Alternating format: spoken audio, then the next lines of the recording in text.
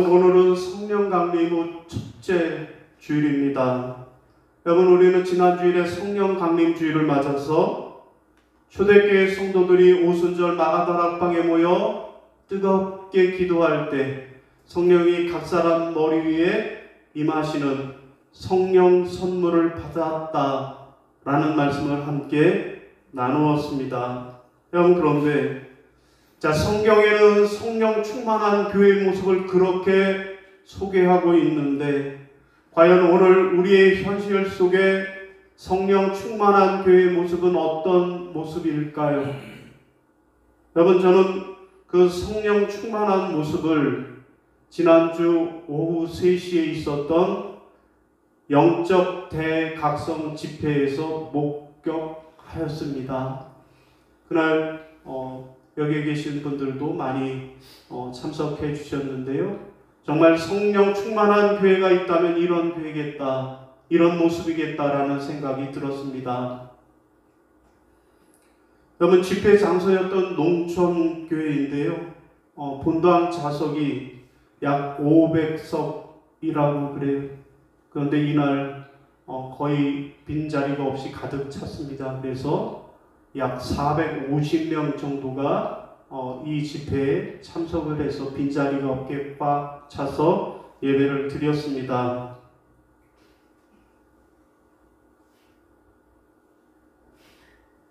영적 대각성 집회는 성가대 찬양, 연합성가대 찬양이 있었는데 이날은 수원교회, 동수원교회, 농천교회, 분당의 한신교회 4개 교회가 연합 성가대로 모였는데 저 성가대 인원만 해도 200명이 넘었습니다. 영적 대각성 집회는 노회장인 제가 개회 선언을 하고 마칠 때 축복 기도를 함으로 모든 순서를 마쳤습니다. 그리고 뜨거운 말씀과 기도와 찬양이 있었습니다. 모두가 은혜 받고 그야말로 성령으로 충만한 모습이었습니다. 여러분, 저는 이 모습을 보면서 성령 충만한 교회의 모습이 있다면, 오순절 마가다락방에 임했던 그 성령의 역사가 있다면 이런 모습일 거라고 확신했습니다. 오늘 본문 말씀은 무슨 말씀입니까?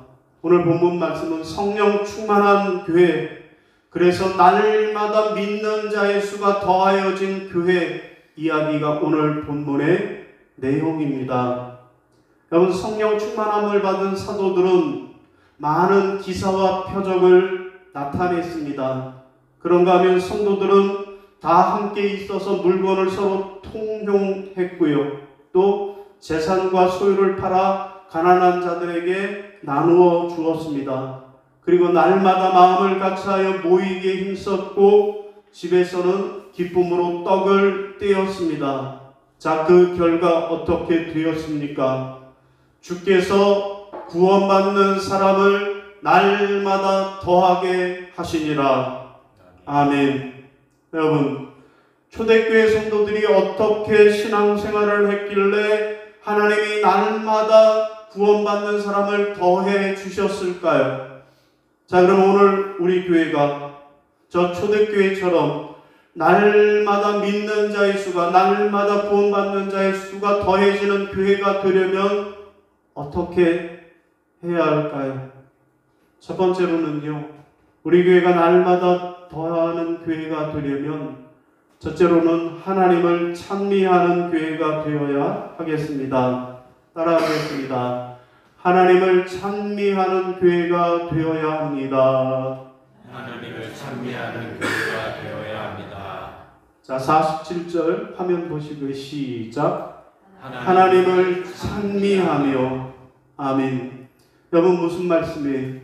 우리 교회가 저 초대교회처럼 날마다 믿는 자가 더하는 그런 교회가 되려면 첫 번째로는 하나님을 찬미하는 교회, 하나님을 찬미하는 교회가 되어야만 하겠다라는 말씀이에요. 여러분, 여기서 하나님을 찬미하며 하나님을 찬미한다. 이 말씀이 무슨 말일까요? 찬미가 뭐예요? 찬미? 여러분, 찬미란 단순히 하나님께 찬양하는 노래를 부른다 이런 뜻은 아닐 것입니다. 여러분, 분명 좁은 의미로는 하나님을 찬미한다 라는 것은 하나님께 찬송한다, 하나님께 노래한다 이런 의미가 맞습니다. 그러나 그 의미는 좁은 의미의 찬미이고요. 그러면 넓은 의미의 찬미한다, 이 말은 무슨 뜻일까요? 하나님을 높였다, 하나님께 예배했다, 하나님께 감사드렸다, 이게 찬미의 뜻입니다. 여러분, 그러니까 모든 것이 다 하나님의 은혜요, 하나님의 사랑이요, 하나님의 축복이라고 믿고 고백하면서 날마다 하나님 앞에 감사하고 예배하고 영광 돌리는 삶을 살아가는 것, 이게 하나님을 찬미하는 것입니다. 여러분, 그러니까 저 초대교회 성도들은 성령의 충만함을 받고 그래서 날마다 모여 기도하기를 힘쓰고 흩어지면 집에서 기쁨으로 떡을 떼면서 기쁨의 생활을 했다라는 겁니다. 그러면서 그들은 뭐라고 그랬어요? 야, 이 모든 것이 다 하나님의 은혜구나 라고 고백하면서 하나님께 영광을 돌리고 하나님께 감사를 드렸다라는 것입니다. 여러분, 하나님은 이런 성도들이 찬미하는 모습을 보시고 날마다 구원받는 사람을 더하게 해 주셨다라는 말씀입니다. 여러분, 하나님을 찬미하시기를 바랍니다. 성령의 은혜로 우리를 인도하시고 사랑으로 우리를 품어주시는 하나님을 찬미하시기를 바랍니다. 여러분, 하나님께 감사하시기를 바랍니다. 하나님을 찬미하는 것은 그 은혜를 알고 감사하는 것입니다. 여호와께 감사하라. 그는 선하시며 그 인자하심이 영원함이로다. 아멘. 여러분, 그러므로 하나님을 찬미하는 교회, 하나님을 찬미하는 성도에게 하나님께서 놀라운 은혜와 복을 주시어서 날마다 구원받는 자를 더해 주시는 역사가 일어나게 되는 줄로 믿으시기를 바랍니다. 여러분, 미국의 9.11 테러 있을 때 그 유명한 쌍둥이 빌딩이 붕괴가 되었어요. 자, 빌딩이 붕괴가 되고 그 잔해 위에서 생존자를 찾는 구조대 생존자 찾는 작업이 있었습니다. 여러분, 그런데 저 구조대원들은 어떻게 저 폐허와 같은 잔해 속에서 생존자를 찾을 수 있을까요? 모든 게 다 무너져서 아무것도 보이지 않는 그 상태에서 어떻게 이 구조대원들은 생존자를 찾을까요? 여러분, 생존자를 찾을 때 구조대원들은 첫 번째로 소리를 찾는다 그래요. 소리. 귀를 기울여서 어디에서 소리가 나지 않느냐? 소리를 찾는다라는 거예요. 여러분, 만약에 잔해 속에 저 묻혀있는 저 잔해 속에 생존자가 있다라고 하면 그 사람에게 의식이 분명하게 있다면 비록 그가 잔해에 깔려서 다리가 부러졌을지라도 비록 그의 몸이 상했을지라도 그 속에서 뭔가 소리를 낸다라는 거예요. 살려주세요. 여기 사람 있어요. 제발 살려주세요. 라고 안간힘을 써가면서 소리를 낸다라는 거예요. 그래서 구조대원들은 저 잔해 구조 현장에 도착하면 제일 먼저 귀를 기울여서 어디에서 살려달라고 소리치는 사람이 없는가, 그 소리를 찾는 것을 제일 먼저 한다라는 것입니다.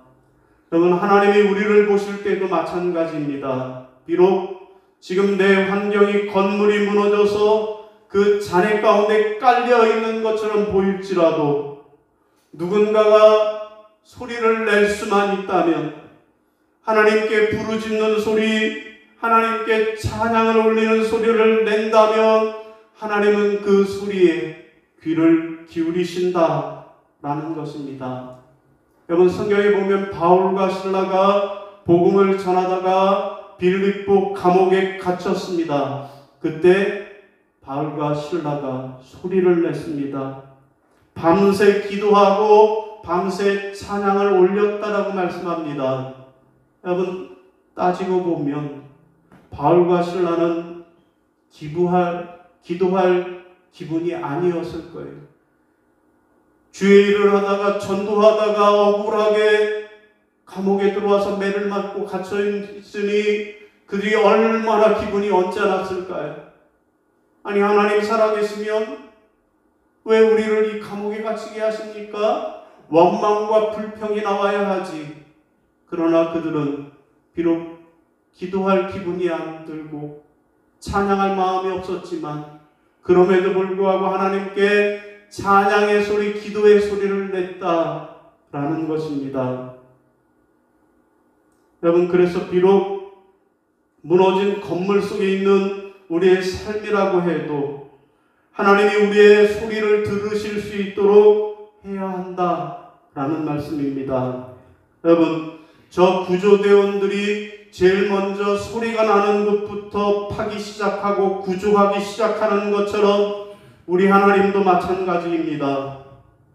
하나님이 귀를 기울이셔서 소리를 내는 사람, 기도의 소리, 찬양의 소리를 내는 사람을 찾으시고 그들의 소리에 귀를 기울이시는 하나님이라는 사실을 기억하시기를 바랍니다. 사랑하는 성도 여러분, 우리가 어떻게 해야 날마다 구원받는 사람들이 더해질까요? 오늘 우리도 저 초대교회 성도들처럼 하나님을 찬미해야 하겠습니다. 이 모든 것이 다 하나님의 은혜요 하나님의 은총이라고 날마다 기뻐하며 감사하며 하나님께 예배하며 영광을 돌리시기를 바랍니다.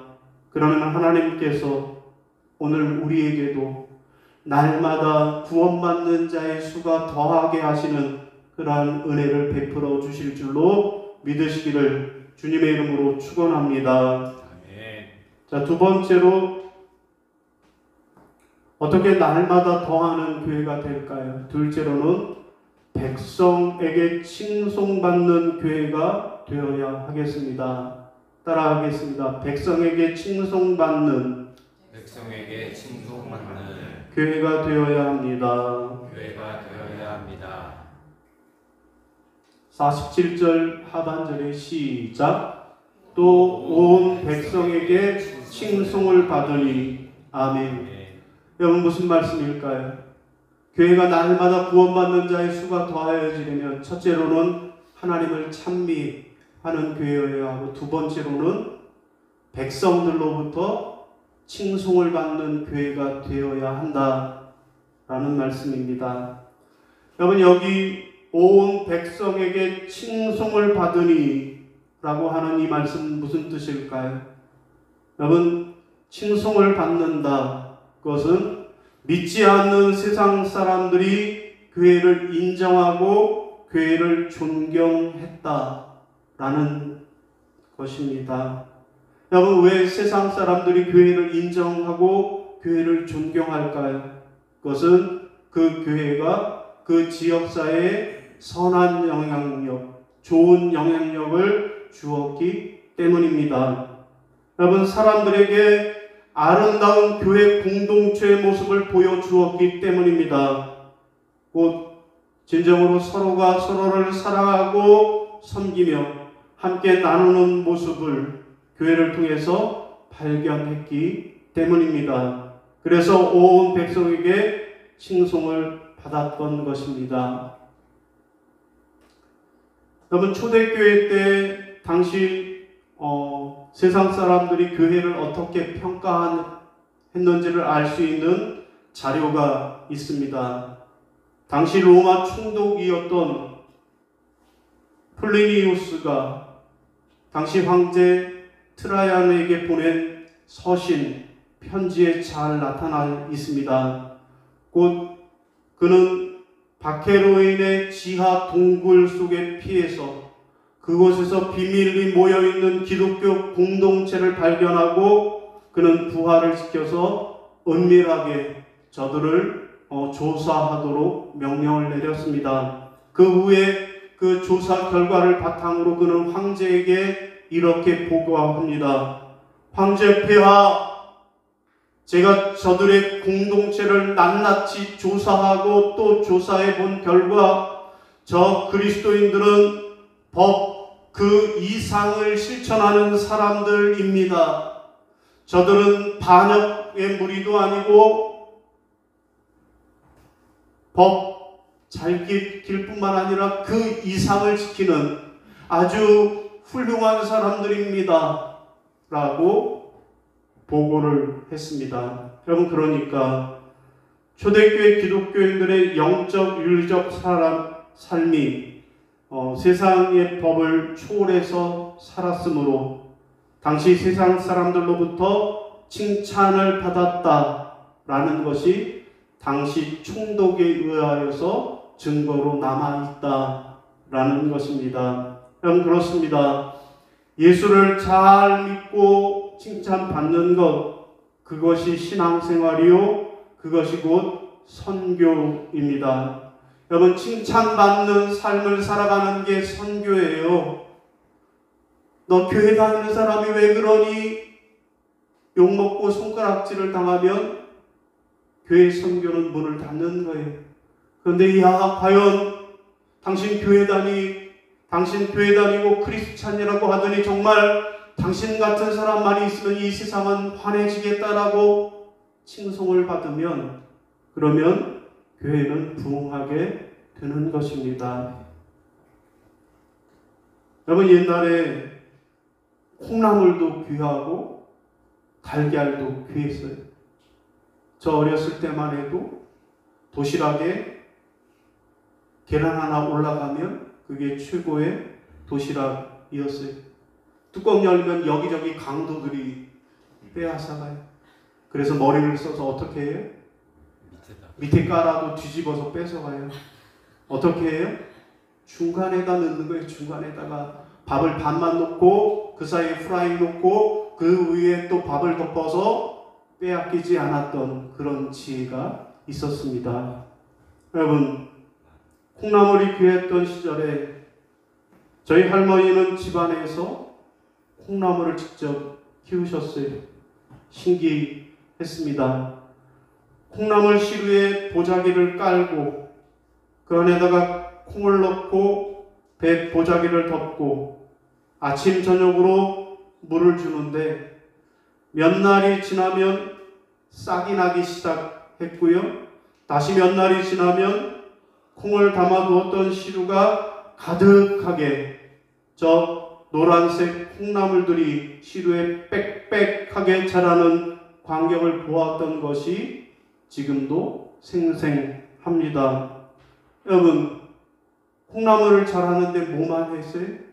물만 줬어요. 물만 주는데 잘 자라나는 거예요. 우리 화분도 그래.